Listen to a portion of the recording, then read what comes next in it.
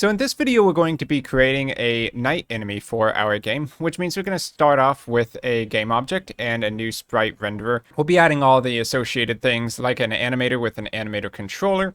And of course, we're going to take this game object and turn it into a prefab, because for enemies, we're definitely going to want multiple instances of them inside of our game.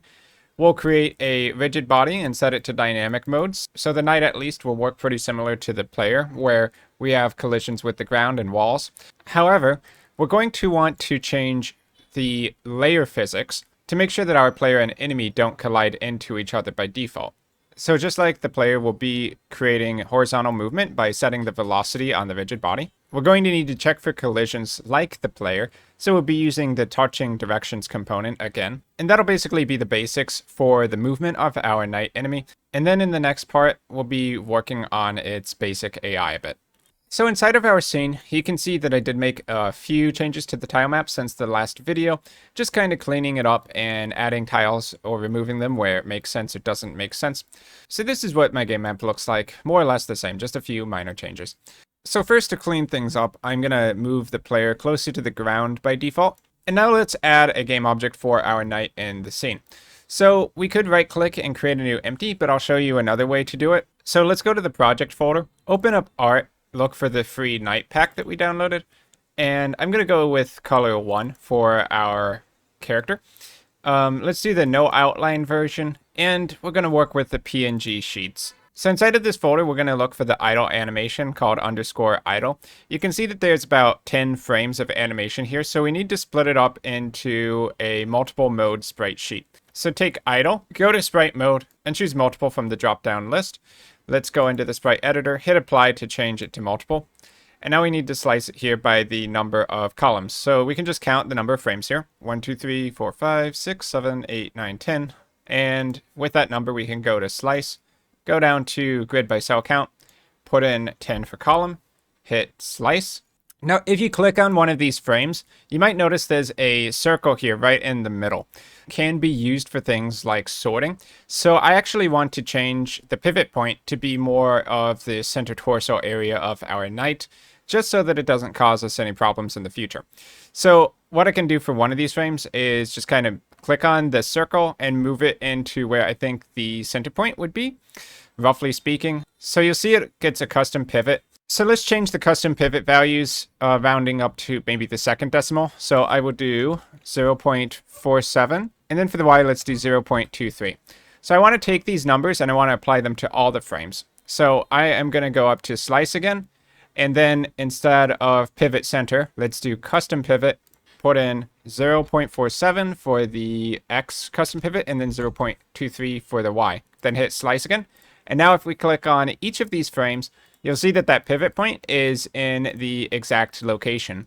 So depending on how a sprite sheet is done, if there's like a lot of extra gap space, you may need to do this for your characters. For this specific 2D platformer game, it might not matter at all, because maybe we just want the player to show in front all the time, so we don't need to worry about Y sorting or anything like we would with a top-down game. But I do think it's a generally good practice to keep your pivot point kind of centered on the character itself, and not instead in a random center point that's actually way above our knight character's head. So let's hit apply to the sort, and just remember that when we do more of these animations, slicing up these sprite sheets, that we want to keep this custom pivot value consistent. So just remember to keep applying this as we slice up this knight character. So let's click X, and now we can expand idle. We'll see our 9 frames. Let's just drag idle 0 onto the scene, and you'll immediately see the knight character. So when you let go, a new game object is created, and the sprite renderer is included inside of that, already attached with idle 0 as its sprite frame. So that's one way you can quickly bring your characters into the scene and save a couple of steps. Now you'll see that the transform for the knight is up here at that center point for the sprite frame.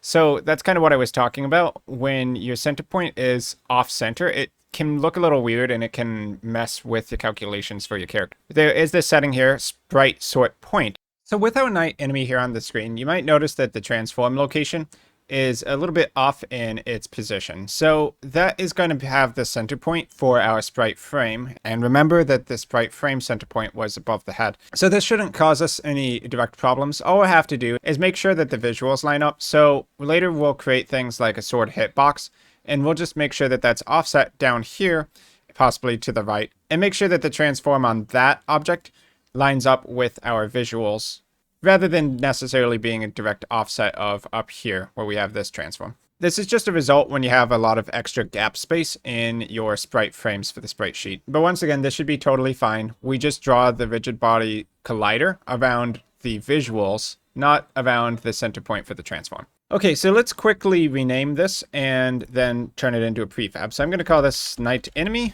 and let's go into the Assets folder, Characters, Enemies. I'll right-click, create a new folder for this enemy. I will call it Night Enemy here too.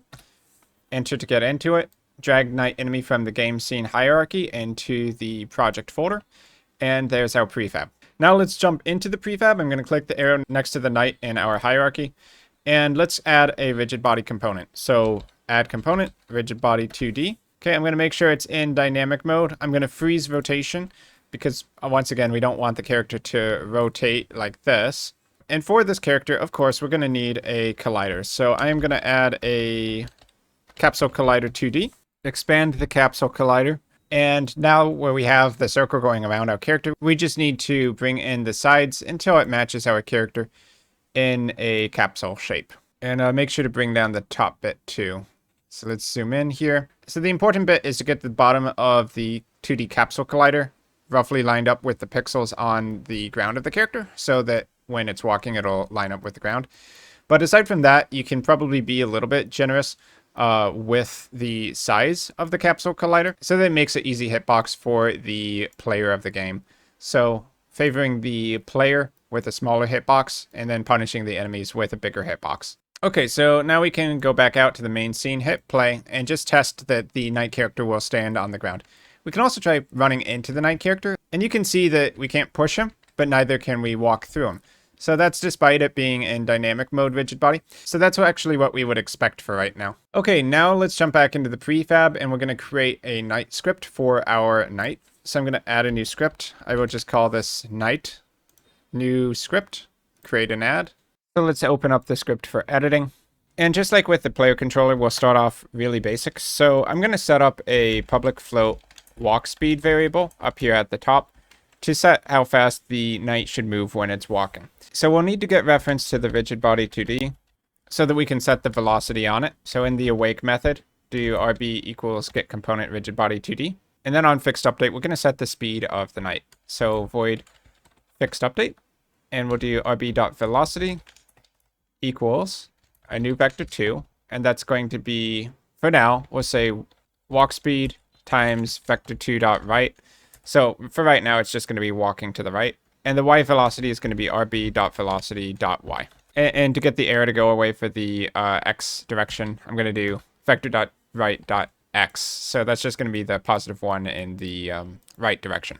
So if we hit play, we'll watch the Night just walk off the edge. You can see that the gravity is still working on it. So that's good. What we actually want this Night character to do is to walk towards the edge, and when it gets to an edge, to flip around. So we'll need two parts for that. One is going to be a wall check, and then in the next part, I'll also be adding a check for if there is a cliff edge, then we want to stop in reverse direction. So the wall check will be pretty easy, and then once we hit the wall, our Night will just reverse directions automatically. So in our script, we're going to go between walking to the left and walking to the right. So I want to maintain some kind of internal state for our Night that is a Night specific behavior, where when it walks to the left or it switches to walk to the left, we have certain settings on our Night, and then when it switches to walk to the right, we have certain other settings. So those settings are going to be the local scale on the Night, which is going to determine its facing direction and which direction it makes attacks, and basically anything else that would have to do with the transform on the Night character.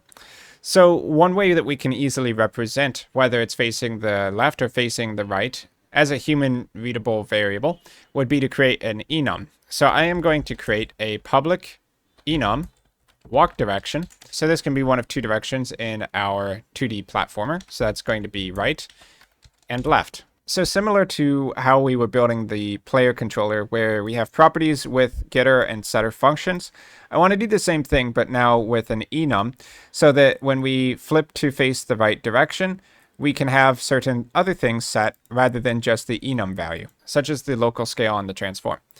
So I am going to create a private variable so that we can have a custom setter function on the property. So private walk direction, and this will be underscore walk direction. But then the property, public walk direction capital. And that's going to return the walk direction, the variable. And then we need set walk direction equals value. So you can see that the name here conflicts with the name of the enum. So I'm going to take the enum and I'm going to rename it.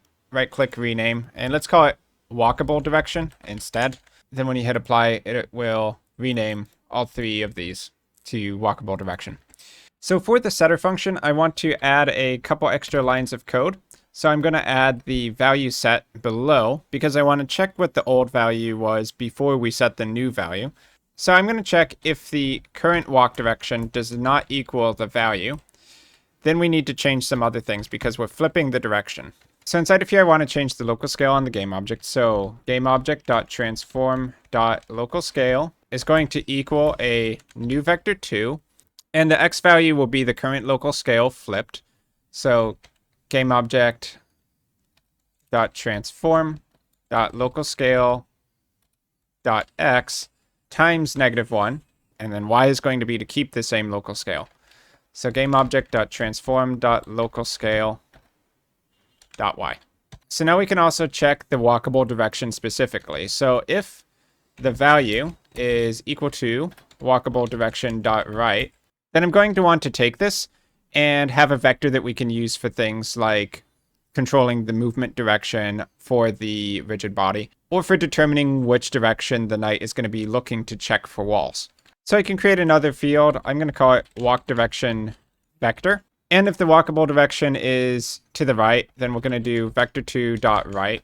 Else if the value equals walkable direction.left, then we'll do walk direction vector equals vector2.left. And then let's go ahead and generate a field for this. So control period, generate field. And there we have our walk direction vector.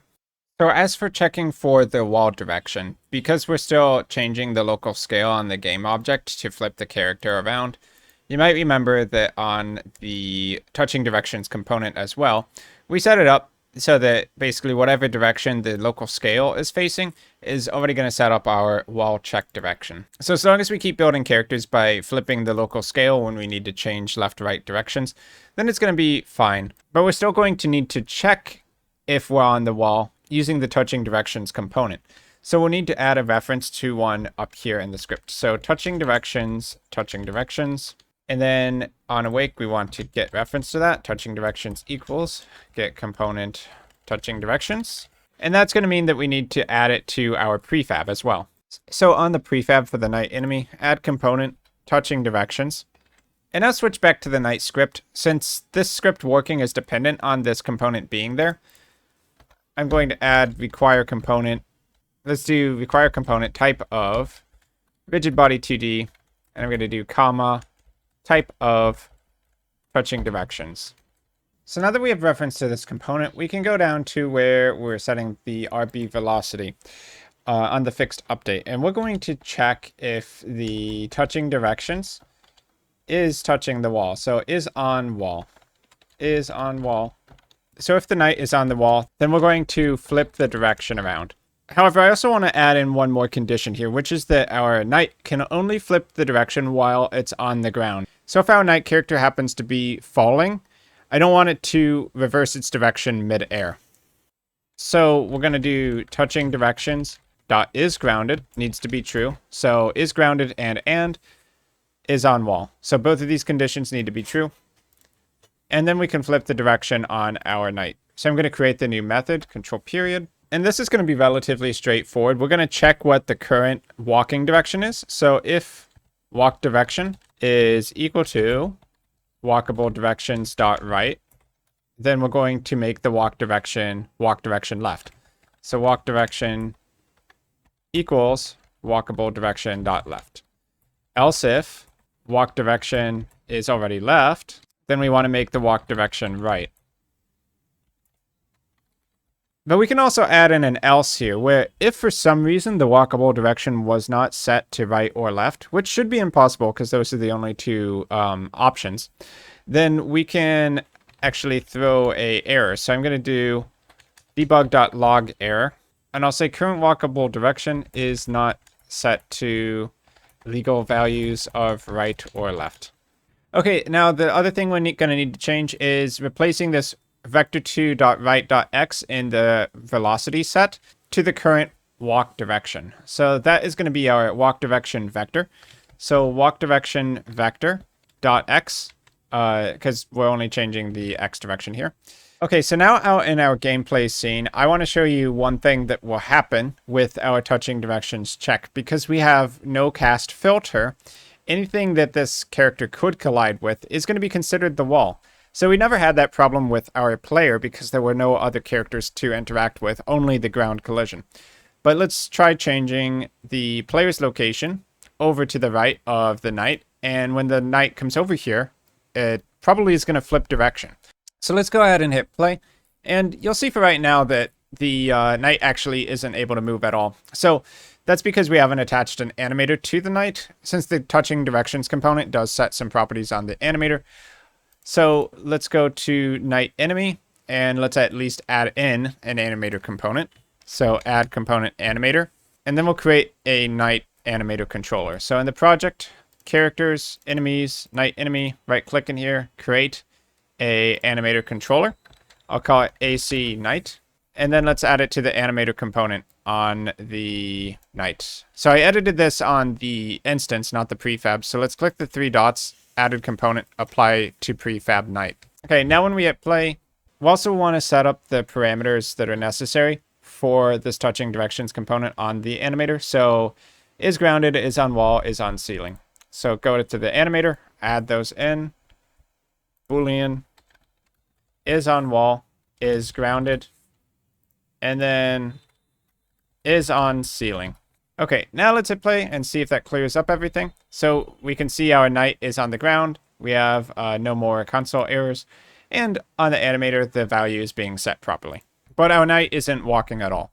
So that's probably because our walk direction has not been set by default. So up at the top, let's take the vector2 walk direction vector and default this to vector2.right.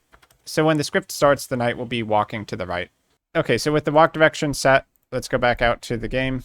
So now in our scene, with the player to the right, we're going to see something interesting happen when our knight hits the player. Let's go ahead and hit play, and you'll see what I mean. So the flipping of the knight works successfully, and when it gets over here to the wall, we can't really see, the knight is going to keep flipping. So it is triggering the flip when his wall is checked, but you can see that the player is actually being treated as the wall itself as well. And that's because the cast filter on the knight is set to filter nothing out. So anything that would be a valid collision is also a valid check for the casts on this touching directions. So what we need to do is we need to set a filter for both the knight and the player, and we should do this when we set up other enemies as well. So for the knight enemy, let's jump into the prefab, expand the cast filter, and for the layer mask, we want to set this to a ground layer, but we don't have a custom layer created yet. So I'm going to go back out. Let's click on the grid and then the ground. And on the drop down for layer, we can add a new layer in. So let's do that. And down here, I will make it layer 6. Let's call it ground.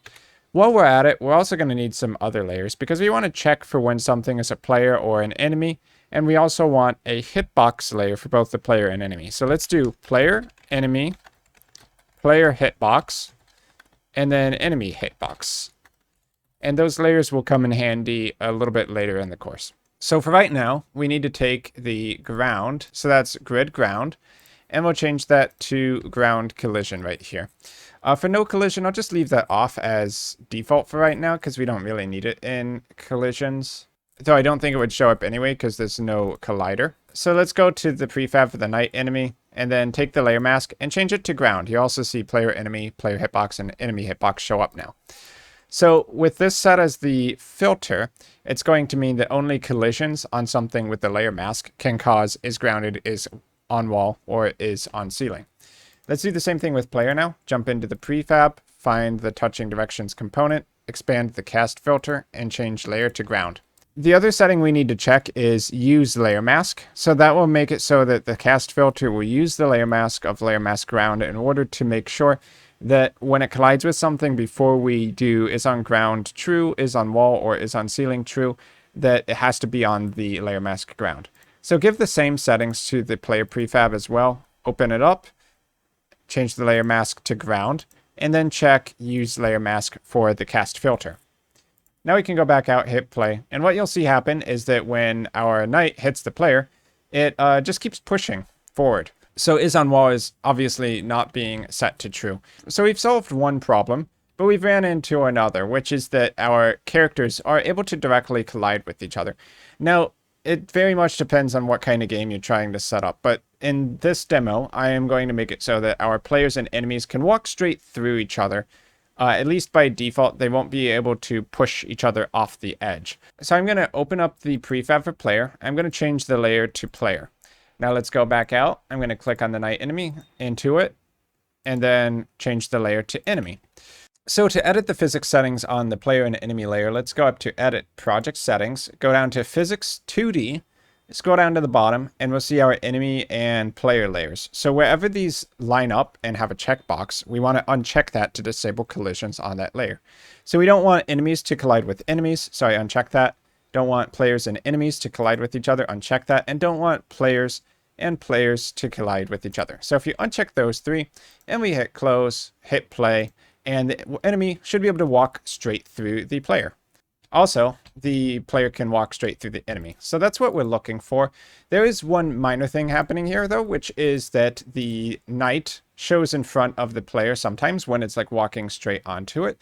But what I'm going to do is I'm going to take it so that the player is always showing in front on its layers. So let's go into the player prefab and change the sorting in layer to 1. That means that while we're on the default layer, the player will just show on anything that has a default value of default and order in layer 1. So now we hit play, and the knight now walks behind the player.